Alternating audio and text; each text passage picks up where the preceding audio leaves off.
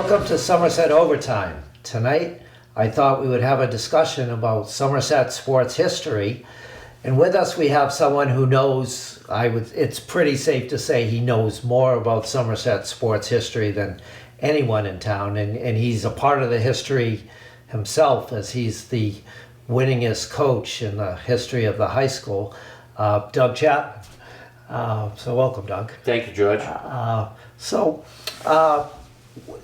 One of the reasons why you know so much about the sports over the years is because you're the founder of the Athletic Hall of Fame at the high school. Can you tell us a little bit about the Hall of Fame? Well, we actually got it off the ground in 1984. And we probably could have got it off the ground a little before that, but except for Durfee at the time, there really weren't any other Hall of Fames around for high schools. And there was some resistance, and people wanted to know how we were going to do it, and we finally got it off the ground and had our first induction in 1986. And one of the things that's made our Hall of Fame probably a little bit different, at least for the whole history of it, is that anybody can nominate an athlete, a coach, a team. So it really has always been open to the public. And we get, probably about, now it's more like probably 2/3 of the nominations we come up with ourselves. We go through the yearbooks of the last two classes that are eligible. But over the history, probably at least half of them nominations came from the public. And somebody will see me like in Country Store and say, "Oh, how come so-and-so isn't in?" And I say, "Well, so-and-so's never been nominated. So nominate them." Sometimes they get in and sometimes they don't. But we have a 12-person committee. Usually they're all connected with Somerset Sports in some way or another. Athletic director and principal are on it automatically. The Boosters Club president's on it automatically.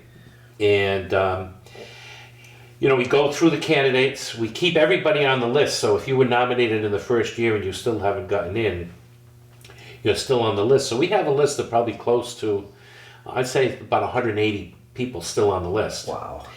And out of those 180, I could tell you that there's probably 40 of them who, could have already gotten in or will get in or, get in sometime.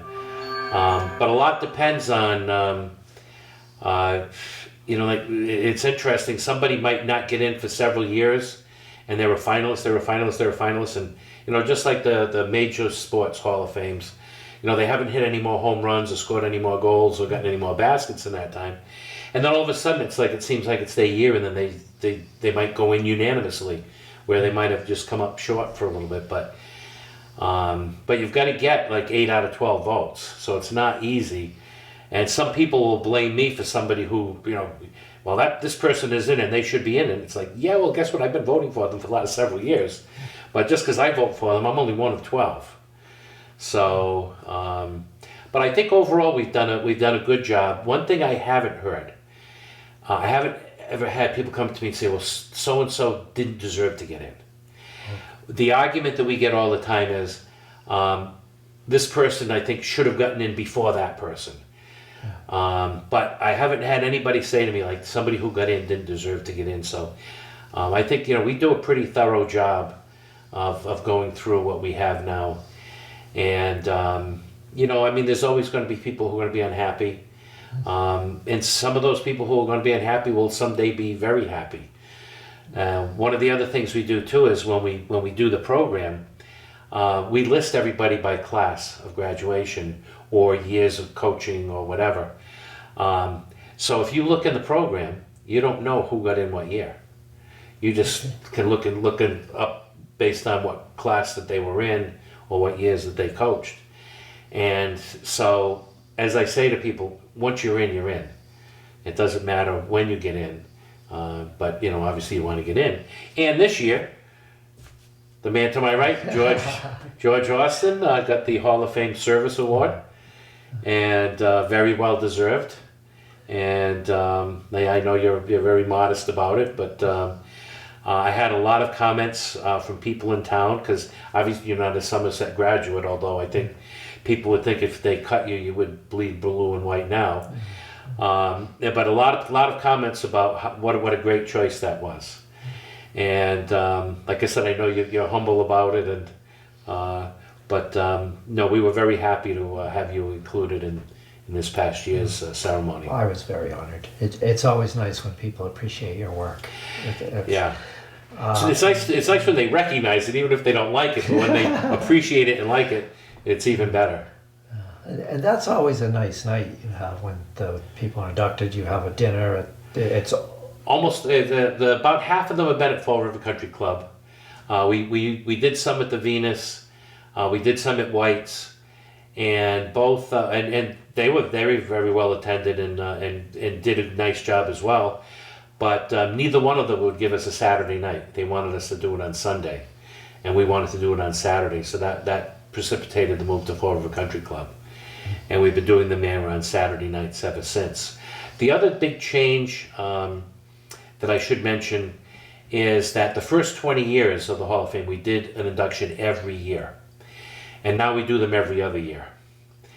And Roger Chassie, our banquet coordinator, Bill, secretary, and myself, we're all getting older, so we thought when we got to 20 years, we thought it might be getting just slightly watered down, and now that we're doing it every other year, and you're getting 2 classes coming in, and we still have so many good nominees, that have built up over like almost the last 20 years now. I think next one we have, it'll be 41 years since we started. Wow. It's gotten more difficult to get in again, but I think that's generally a good thing, except for the people who deserve to get in who might have to wait a couple of extra years. Yeah. So, but yeah, we do it every other year now. We did do it the last 2 years because we skipped a year because of COVID, and we wanted to stay on that track schedule. So the next one will be in 2015. People can send me nominations. They can send them to me anytime. SHS Hall of Fame at AOL.com, or they can send them to me at 20 Brewster Drive in Somerset 02726. And obviously what we want is we want the person's name, their class, the sports they played. We want to know who's making the nomination too. Okay. And then any information they have, if they have old George Austin newspaper clips or stuff that we can't find in the yearbooks, anything to help build the case for that person. And Bill does a lot of the research, and Dick Tinsley did a lot of research over the years too. But the more information that we get, the stronger that person's candidacy will be. So, and a lot of times most people don't even know that they've been nominated. You had no idea. No, you had no idea until as a matter of fact, when I called George to tell him, I started telling him who the inductees were before I told him he was one of them. So.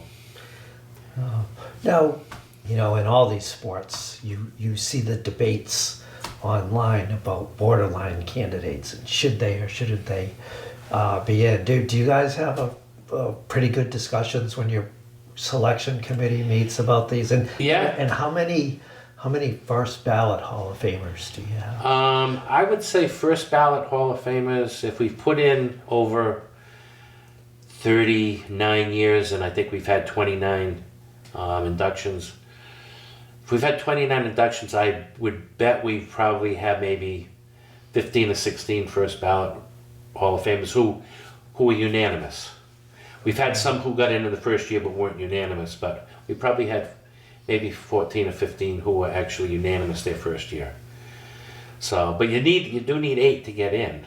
Yep. And I can, I'm not going to mention any names, but there are a couple of people who've had 5 or 6 for the last several times that they could have gotten in, and it's like, gee, they're really, really close, and I think that they will eventually get in. And as I said, when they get in, it's like once you're in, and so I think people are happy, even if it might have taken a little bit longer. Even if somebody's thought like, wow, I should have been in years ago, they don't. Once they're in, they're pretty pleased that it finally happened. Sometimes I think maybe they appreciate it more when they get older and they can look back. I think maybe Kevin Snyder is a good example of that at your last induction. Yeah. Yeah, because the ones, and another guy who, and he recently passed away, was D. Collins. And he was from, I think, class of 1959 or 58. And he got in after 20 years. And he said it was, outside of his, children, it was the happy, the biggest day of his life. And it meant that much to him, but it took him 20 years to get in because he was actually one of the first people who were nominated. And Kevin Snyder, like you said, class of 78. And, obviously he's had a real nice coaching career as well. And he finally got in. And it was great for him to be there with his father. Yeah, because his father's one of the school's all-time greats. And George is, 92 now, 93, I think. And he was there, and he was from the first induction, 1986. And I believe he's the only inaugural inductee still with us. And so that's pretty good. And of course, in George's case, so people don't know about George, and people who grew up in the village probably do. But George quarterbacked 2 undefeated football teams. One of them had 2 ties. The other one was undefeated and untied in 46 and 47. And George was the all-Bristol County quarterback. And that's when Somerset had about 120 boys in the school. So he was the all-Bristol County quarterback, and that was with, the Tauntons and the New Bedfords and the Durfees and the Coyles, who was a power at the time. And then George led the basketball team to the state championship his senior year, and he was the leading scorer. And he set the Bristol County record for points. He scored 43 points against Case, and I was happy to point out to Paul Summers, who started the Case Hall of Fame, that Somerset won the game and Case only scored 42 points. So George actually outscored Case by himself, and they won the state championship in 1948. And didn't you say Paul was guarding him? I said Paul was guarding him. Now Paul's probably a good, maybe 12, 13 years younger than George. Yeah. He probably still couldn't guard him to this day. So,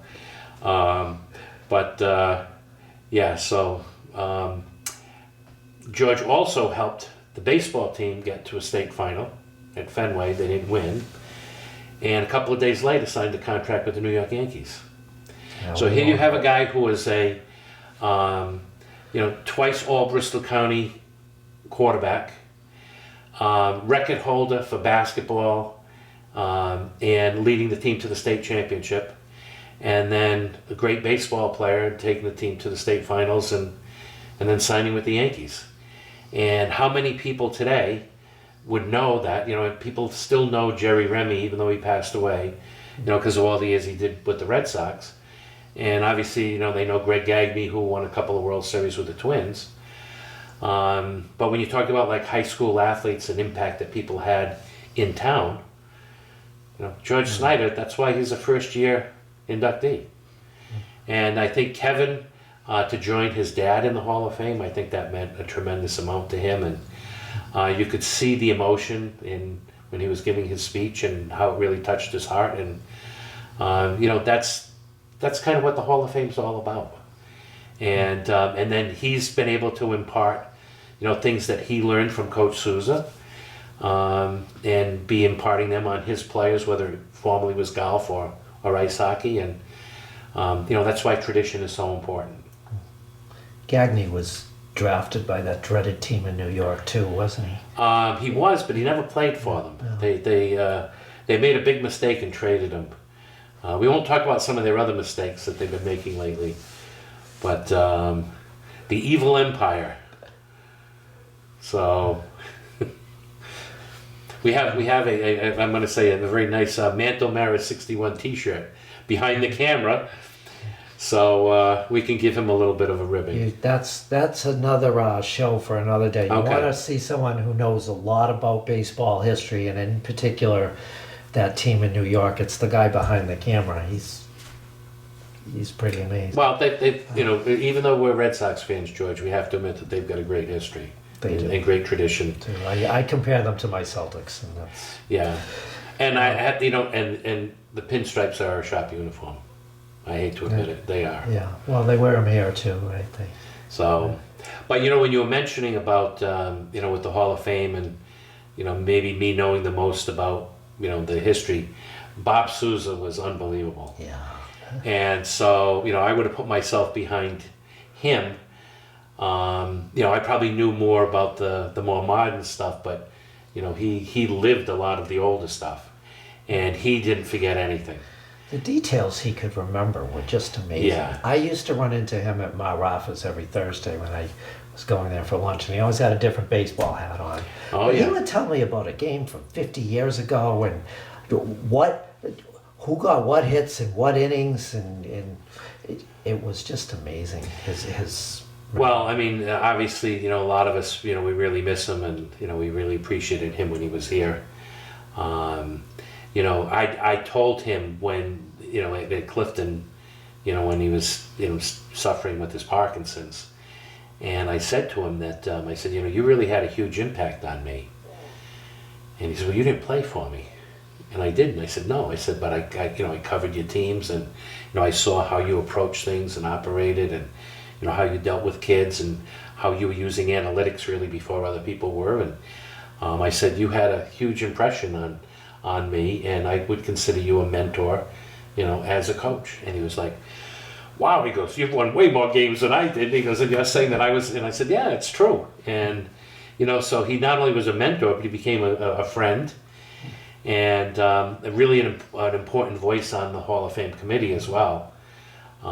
Because he, when we, I'm going to go back a little bit. When we started the Hall of Fame committee, Frank Kilgore was one of the people on it.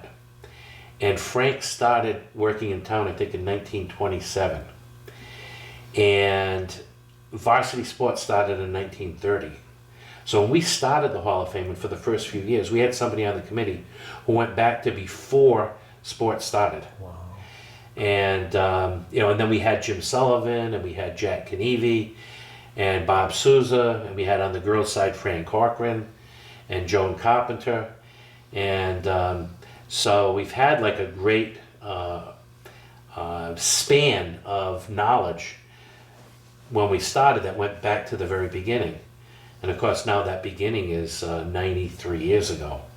So it's pretty tough for people to, if you remember 93 years ago, then you got to be in your hundreds pretty much. So, Yeah. but we had that as a base to build on, and hopefully we used that information wisely at the time, and that we've done a good job over the years.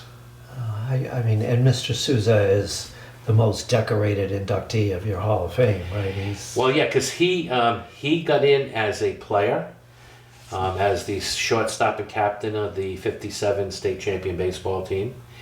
He got in as a head coach, the founder of the hockey program, and a very successful head coach. He also got in on as an assistant coach on football and baseball teams. So he had his, and then he got in as when he was also on the '57 baseball team, also got inducted. And then we have the Bob Sousa Excellence Award named after him. So it's like he has like 6 inductions, and then the 7th would be. Right now, he's the only person that has an award named after him. And so yeah, he had quite an impact. As I said, a true son of Somerset. Grew up in the village, and basically, except for when he was at Providence College, spent his whole life in town. So not far from here on Maple Street, over from the studios. I used to see him walking around the neighborhood. Yeah, yeah. There's some other interesting inductees where I was during Susan Brelford's graduation speech at the high school this past year. She mentioned A League of Their Own, that movie, and I wrote my story, and after I quoted her in the story, and then I said in Somerset had 3 women who played in that baseball league, and probably within about four women who played in that baseball league, and probably within 15 minutes after I posted that story, I got an email from Susan Brailsford saying, I didn't know that. Where did you get? And I said, well, call Doug Chapman. He can tell you all about them. Yeah, there was 4 women from Somerset who played, and we made, matter of fact, we made a little bit of a joke about it, but the character that Madonna played, and she was a shortstop, and the team she played on, B. Arbor, who from Somerset, was a shortstop on that team. So when she got inducted, we said, "See that? You got in, and Madonna played you in the movie." And we had Nikki Leonard Linehan, and you had the 2 sisters as well. So they, the Camber sisters, and that's quite the thing. So when you say Somerset's had 2 major leaguers in baseball, Somerset's really had 6 major leaguers in baseball, and 4 of them were women. So it wasn't softball; it was women's baseball, the league of our own. So yeah, so that's pretty good. Okay, well, I mean, I could probably sit here and talk to you about sports for like a week. So I thought maybe to make it interesting, we'd kind of have a discussion about the best athletes from Somerset. So if I asked you who the best male athlete was, who would you? That would be difficult. I mean, I would look at it more like maybe who are the best in different eras. Okay. So I think like George Snyder would be the best in the 40s, and there were some really good ones in the 40s. Billy Burgess in the 50s. And he played football at Alabama, was it? Yeah, give you some history on Billy Burgess. He set the New England scoring record his senior year in football, and he almost never played the second half. The team was undefeated, and he still has, with a couple of other Hall of Famers, the record for most touchdowns in a game with 6. But what people don't realize is he had almost all his touchdowns in the first half. That's amazing. And so he was the leading scorer in New England, set the New England scoring record for football.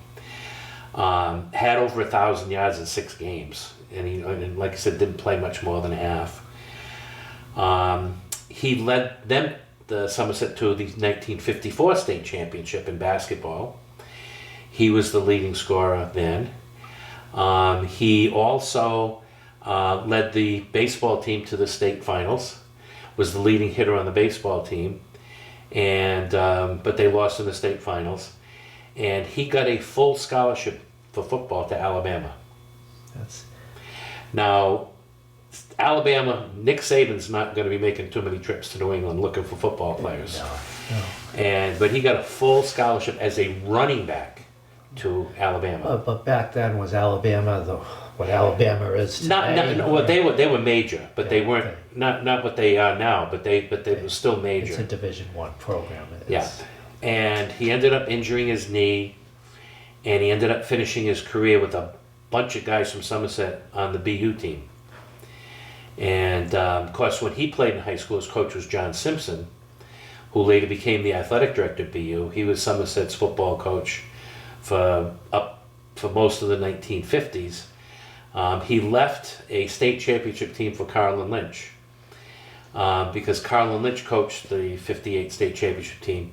Simpson had left Somerset to become the head football coach at Colby College. So that's why he left. So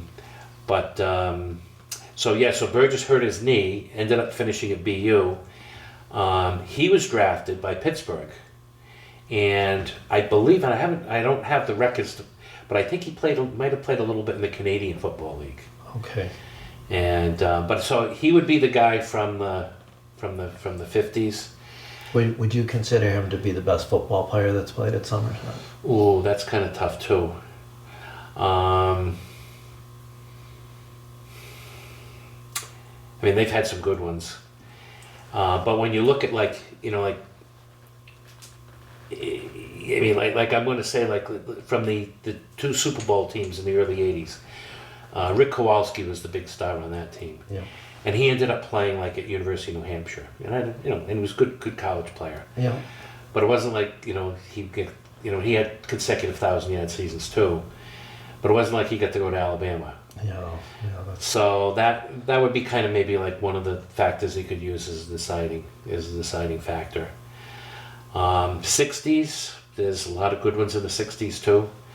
One of the ones that pops out kind of would be all Larry Thomas.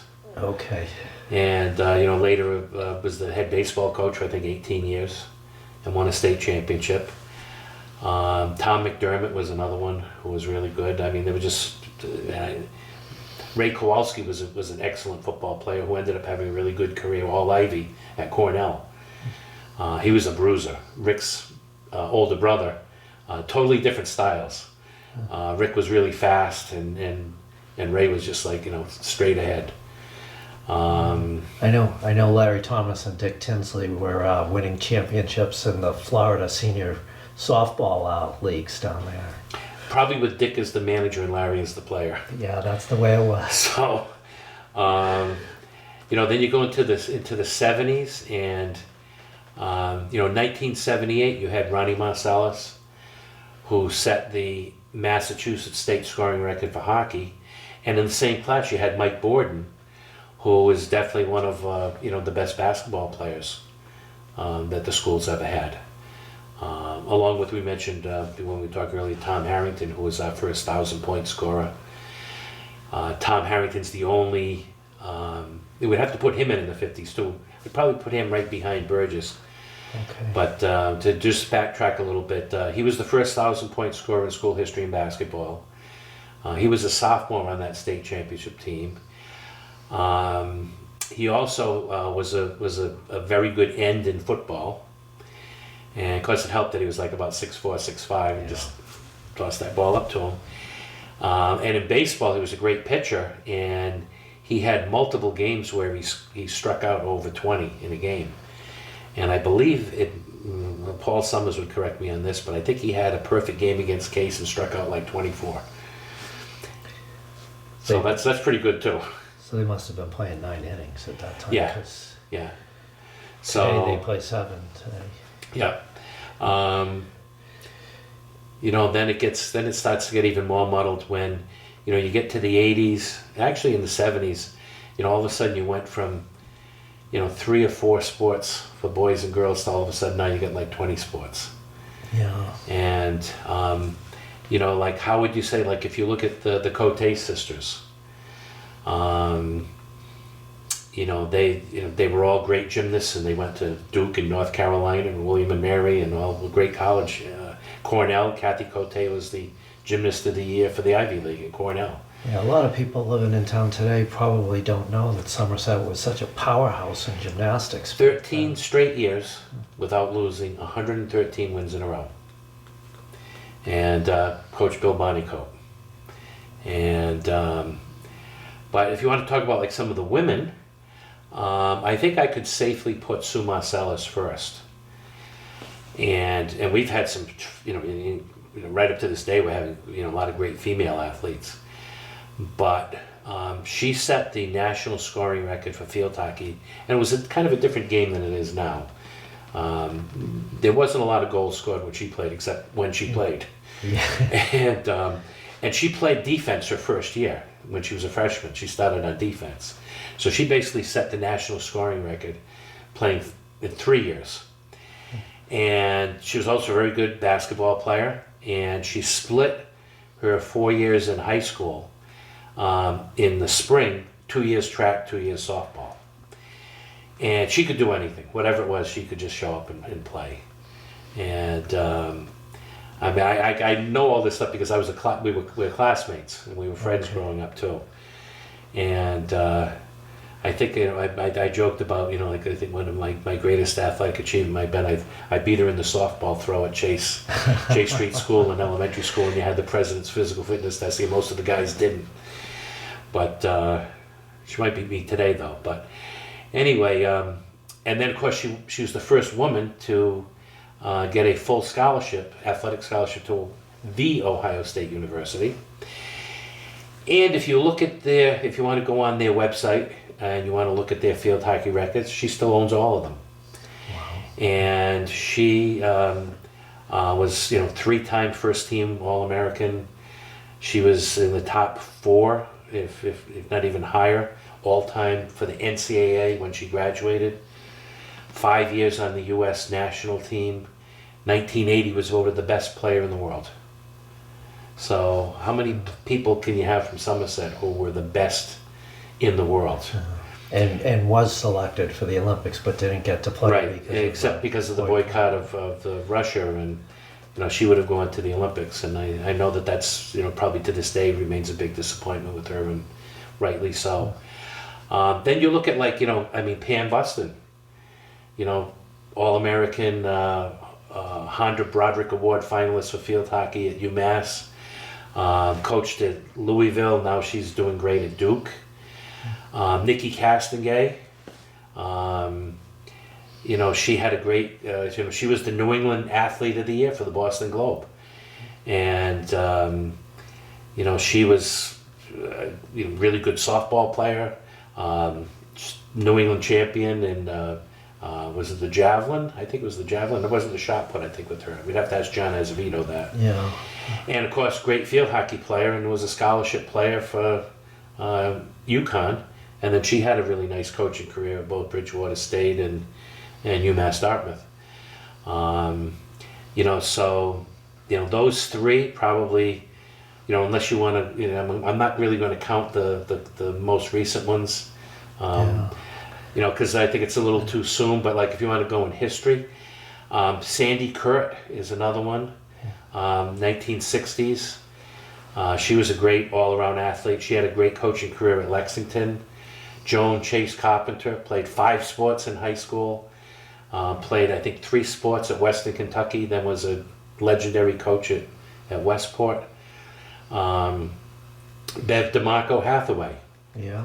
From the 1950s. Great softball player. Great all-around athlete. Played for Fran Corcoran. And people don't realize from 1955 to 1970.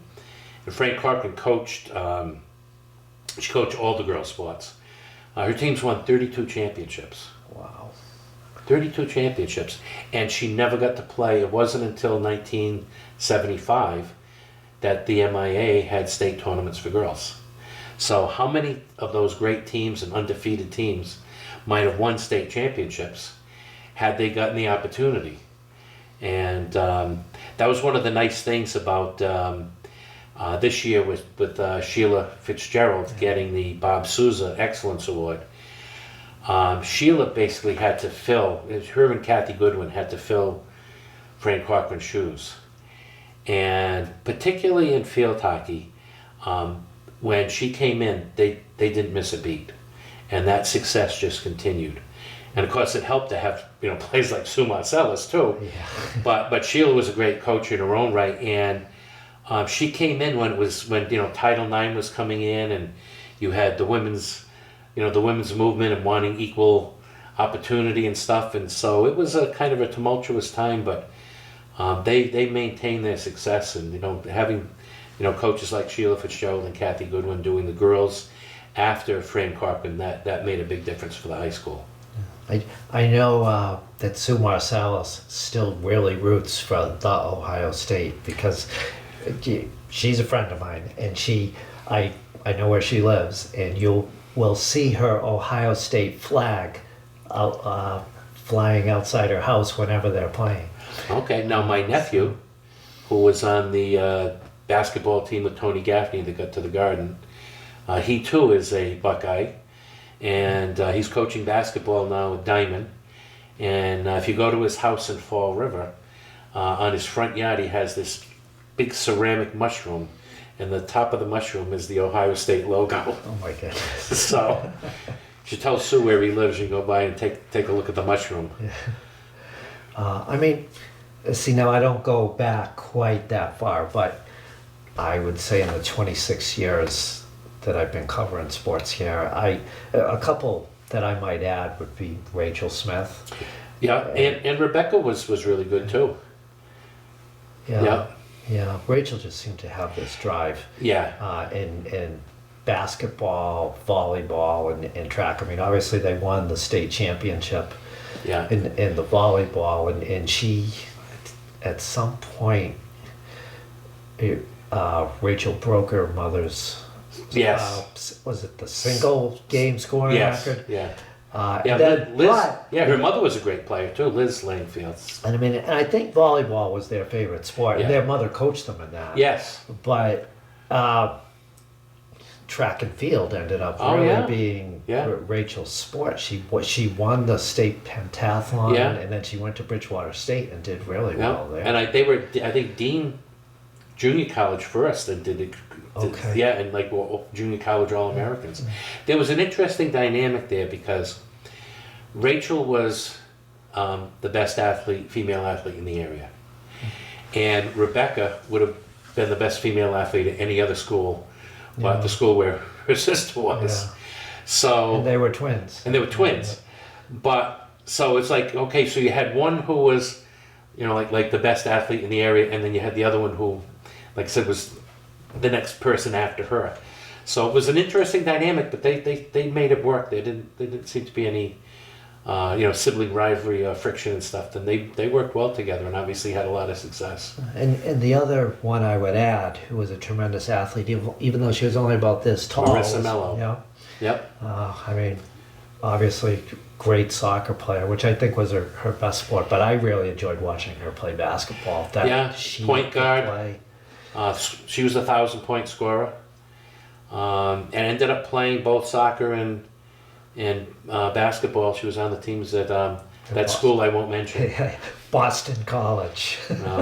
Chestnut Hill College. They said it was right? quite a sight seeing all the players come out of the tunnel for the game, and Marissa running right next to them because they were all so much taller Oh no, than she was. yeah. But no, Marissa was a great high school athlete, and I mean, outside of her size, I mean, she did as well as you could, and she walked on to the basketball team and played in the Big East, and because they were short some players, and they needed, they only had one point guard, and she showed she was good enough. She had the skill, and what would happen if she was like 4 inches taller? Yeah. So I mean, she might have gone somewhere other than Chestnut Hill College. and for the men, and I mean, even though he was really only a one-sport athlete, it was Ben Barabee. Well, Ben actually played 3 sports at one time. Yeah. He played tennis for me for a year. Okay, we can't forget that. And he played soccer for Niall O'Donnell and me for 3 years. Okay. And he played basketball as a freshman too. Okay. And after his freshman year, when he saw like all the attention that he was getting at these camps and things, he put all of his eggs in the soccer basket. And if he hadn't hurt his hip, he would have definitely been at least an MLS player, if not better. Going back to like, we haven't mentioned like I was at the Providence Journal for 20 years. Yeah. And I covered the Revolution for like their first 7 years, and covered 4 World Cups, and so I'd go to Revolution practices, and Ben had more skill than most of them. Yeah. And He played for that other college in Boston, right? he played for the Boston University, and his junior year he was the America East Player of the Year, and he led the country in game-winning goals. And he wasn't a forward; he was he was playing as a winger, and then he hurt his hip, and he could have redshirted and then come back a year, and instead he tried to play through it, and he still made second-team All-Star with a bad hip. And again, not a very big kid either. Right? No, but strong and fast. And were him and Marissa the same class? They were. Yep. They were. So. Yep.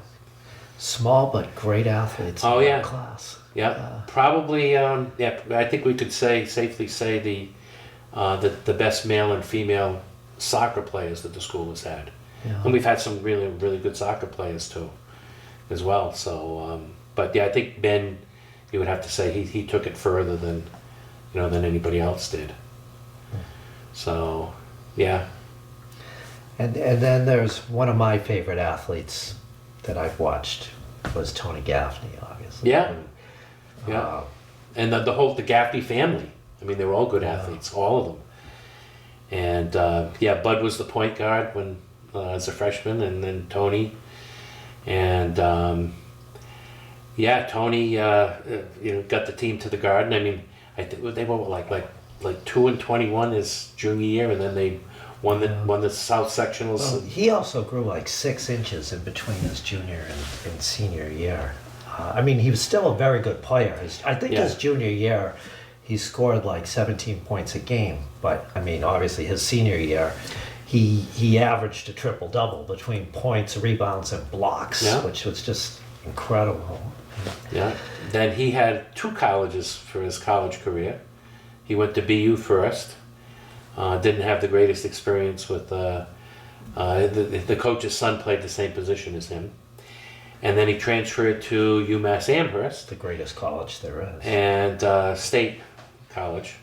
And was the Atlantic 10 Defensive Player of the Year. And then how many years career did he have playing overseas? I mean, I know he made a... He only stopped... Was it recently. Last year or the year before? Yeah. And now he's coaching in Bedford. He had a great career overseas. And he played in Israel, Germany, Italy. Yeah. Oh, yeah. I think he played in Spain too, didn't he? I think so. Okay. I lost track of all the different... You know, the thing was, like, he was on the Celtics bench when they won their last championship. Yeah. And, he went to training camp with the Lakers and with the Celtics and a couple of teams. And so, he got into NBA preseason games, but all of his regular season games were all overseas. Yeah, when he was with the Lakers, he told me that Kobe Bryant asked him to work with him. It was either before or after practice, and Kobe wanted Tony to work with him because I can't remember if it was his left or his right, but he wanted Tony to cover him because he knew how good of a defensive player he was. Yeah. And so there's one of some people would put Kobe at a minimum in the top 15 NBA players who have ever played, and that guy was using Tony to help improve his game because he knew how good of a defensive player he was. Well, and from Berkeley too, so that's one of the bonuses of the regionalization, getting the Gaffney family, because they're all terrific athletes and all terrific kids too. So we've been blessed. We've been blessed that way. And the Hall of Fame, is the name of it's going to be changing? Well, it already did. Right. It already did. We were the Somerset Athletic Hall of Fame up until this past year. And when they regionalized, everybody's, okay, so now it's Somerset-Berkley. It's like, no, you have to be out for 10 years before you're eligible to be inducted. And 10 years for teams, 5 years for coaches. Unless you've coached for 25 or more years, then you can still you'll be eligible. And so what we planned to do was, when we had the first inductee from Somerset-Berkley Regional, we were going to change the name to the Somerset/Somerset-Berkley Regional Hall of Fame. And this past year we had Taylor Travis, who, and I kind of, it's funny because back then I'm like, okay, first year, senior class, I think Taylor, who's a 1,000-point scorer and really good volleyball player, and I think she's going to be the one, and then it turned out she was. And so she got in her first year of eligibility. But because there was a tuition agreement, we've had a lot of athletes from Berkeley absolutely, who were inducted into the hall when it was... Yeah, I mean, I think it was like 20, maybe 27 years we had of the Berkeley kids paying tuition, or tuition being paid for them. That would, quite a few athletes from Berkeley. One of the athletes from Berkeley, and we didn't really touch on this sport, was Caleb Bliss. Caleb Bliss, Who was a great wrestler. Yeah, and football. And a great student as well. There's been quite a few from Berkeley who've done really well and continue to do well. So Yeah, Berkeley and Somerset, it seems like it's been a really positive partnership. And I can say this as a coach, I don't know where the kids are from. Yeah.